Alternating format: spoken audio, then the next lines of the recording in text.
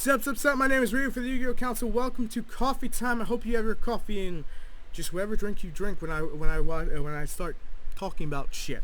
Anyway, this is our Monday discussion video where we talk about shit that's a bigger scale than anything else during the week. Before we do that, every Monday, there's a little bit of a channel update for those who want to hear it. For those who don't want to hear it, you can just skip ahead about 2 minutes, 2 minutes. When you hear me start talking about simultaneous releases, that's when you know you've hit the golden spot. So, this week, here on the Yu-Gi-Oh! Council, I want to bring back Subscriber Showcase. Please send your replays to subscribershowcase@gmail.com. I want to get it out by Thursday, if not Saturday, Sunday. So, that is definitely something I'm working on. Top 5 will be returning sometime this week. I have no idea because I have so much content coming out to you guys here for the Yu-Gi-Oh! Council. You guys are now getting 2 videos per day. So, how is that going to work? One video is going to be pretty much what I normally plan. Dual video, Coffee Time, Tech Tuesday, Stock Market, Top 5 Countdown. The other video will be Subscriber Showcase or Deck Profile. So that way you guys don't get tired out from Deck Profile, or Subscriber Showcase. That way you guys get the flexibility till we hit next month, and I'm able to start cycling that with card versus, pack versus, more guide to your sites that are more in-depth, and the combo videos that will be dropping out probably around next week, because I have a lot of stuff on this computer, and I'm going to be jam-packing my camera with combo guides for you guys. So, lots of stuff happening. So, lots of stuff happening there. Now, on the Council Network, because I have to talk about it here. If you have yet to subscribe to that, you can go. It's a link in the description. We'll be talking about Arrow Season 4, Flash Season 2, The Bastard Executioner, which is a show from Kurt Stutter, who did Sons of Anarchy. I'm very happy and excited for that show. Star Wars, Deadpool, and Dragon Ball Super Top 5 Moments, all this week. There may be an Ant-Man review somewhere in there. There may be something from Mikey. I'm unsure. There's a lot of stuff going out. On the Vanguard Council, there should be another video or 2, and for the Pokemon Council, that's coming back next month. 1 month. So, August the 15th, new computer confirmed. Let's talk about simultaneous releases and why Konami should do it, why it would be good for us, and why it could also be bad and blow up in our face. So, one of the things we get excited as players is seeing new cards we have never seen before and playing them on Dev Pro. Testing them to the water limits, the potential that they hold. Now, my ideal is that Konami hypothesis, Japa English happening. My hypothesis there is that Konami doesn't do it so they can bump rarities. So this way they can get player feedback and say this card isn't as good for TCG. They scarm the forums. Who knows? Maybe I'm just insane thinking that shit. Maybe I just am. But I will point to a certain company that has done simultaneous releases and is also a Japanese company. You may have known them. They're called Nintendo. Pokemon X and Pokemon Y, Alpha Sapphire and Omega Ruby were both released the same day worldwide to the US and to Japan. Now there are certain countries and continents that have yet to receive Yu-Gi-Oh! As a game or just starting to get it.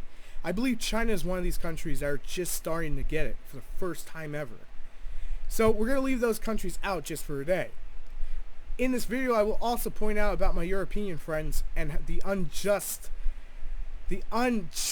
ways Konami's just fucking shits on them. No offense, guys. It's bullshit. So let me start off with this. It's not impossible, it's possible. If it's possible for someone like me, super busy, and still recovering from the C word, still dealing with chemo doses, to put out 2 videos a day here on the channel, to do voicing, to do music, whatever you put your mind to, as long as you go and do it, you're able to do it. And Konami is a business with more people than we have here on the council. There is no excuse not to have simultaneous releases outside of we just want to fucking print more higher rarity cards and make more money than we want to really admit because Kojima. That Kojima joke's going to pop up a lot in these Konami videos. I'm sorry. Just a habit. If simultaneous releases happen, then we may have a healthier game state than we really do. And that may seem a little weird saying. But remember how excited we were when Red Eyes came out? All the excitement of the players, everyone that went out and played it and tested it. We talked to our friends. We went on Pojo, or we went on Duelist Ground, or we went on Dueling Network, or Dev Pro, or YouTube, and we talked about how good it was. Where are we 3 months later? That excitement has died down. Yeah, we're excited to play it for the players who are really going to pick up the deck. But for someone like me, I'm not as excited as I was when Red Eye support was just being announced and just coming out a week from the announcement in Japan. Now, I'm blessed to have the ability to go overseas and actually play it when the stuff comes out, and eventually I will bring that footage to you guys in the near future. But not every single one of us is blessed in that way, and the closest thing we ever have to grasp that is Dev Pro or Dueling Network. And it doesn't give the same feeling of excitement to see cards we've waited years and decades for to finally be realized and to make a deck that was actually viable. Where are we today? The same meta decks that have topped the past 3 formats are still topping. Red Eyes had potential because it was brand new. It was endless. I still believe in that potential regardless, but at the end of the day, that excitement has died down. And this is a key flaw in Konami's plan to try to make more money. If simultaneous releases happen, we would have to get 2 TCG competitive booster sets pushed out ahead of time. Things would have to be thought out more. Some of you will argue that the TCG and OCG lists would have to become one again. I honestly don't believe so. Yes, the OCG cards are made for OCG, but the reason and the main point that I'm talking about this video, and I'm not sure if it was a rumor or it's actually 100% confirmed, OCG is stopping with their exclusives. Now, when you take out filler crap and you put in those exclusive cards that would be exclusive to certain countries, you have a much better, cleaner set. It's not that hard to differentiate who wants anime stuff and who wants competitive stuff. Now, that's not a slap in the face to my friends who do. Yu-Gi-Oh! Is meant to be fun. Some people want to play competitive fun, some people want to play hardcore competitive, and some people just want to play meta, and I respect it. Some people at the end of the day just want to bring out their favorite monster that they had as a kid, and were never able to because the game state never allowed it. But because of new support, they're able to use it consecutively, to use it and summon it and abuse it and just have this amazing feeling that they did when they were 5. To recapture that moment. To have that again. I believe Konami has forgotten that. Simultaneous releases would allow this whole feeling to actually rise. And maybe it's just medicine talking. Maybe I'm just insane when I say that feeling of excitement would arise again in this game. I, for one, would be excited to try new things that have never been used. Some people will argue, well, that would be a waste of money because what happens if the deck's not viable? To me, the experiences I have with my friends, the experiences I bring here on YouTube, the experiences I get to do traveling around the world, they're not a waste of time or money. They're experiences. You learn from them. You cherish them. You create memories. And that's what it's about at the end of the day. If I thought it was a waste of time, I honestly wouldn't bother. When I was excited for Blue Eyes, I was excited when it even came to the TCG side, and I allowed that to show. And obviously we know what happened here on the council. And I can never thank any of you enough for joining me on my little crusade here to get to, where I'm going. And I'm not 100% clear on exactly where that is YouTube-wise, but we're getting there. Day after day, we're getting there closer and closer.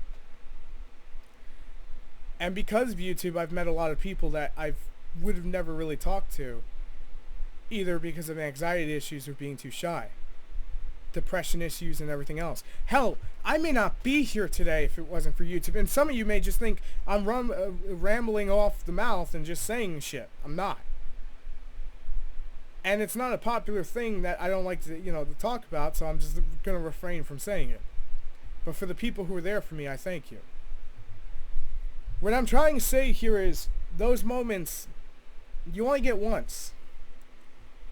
Those first days of trying out a deck where every card is viable in some shape or form, we lose out on that because we get later releases and understand what's actually a waste and what's actually worth money. That's part of the reason why our side of the Yu-Gi-Oh world is more competitive than OCG. But here's a funny little thought, food for thought, not any part of this discussion. If we're more competitive, then why have we yet to win a Worlds?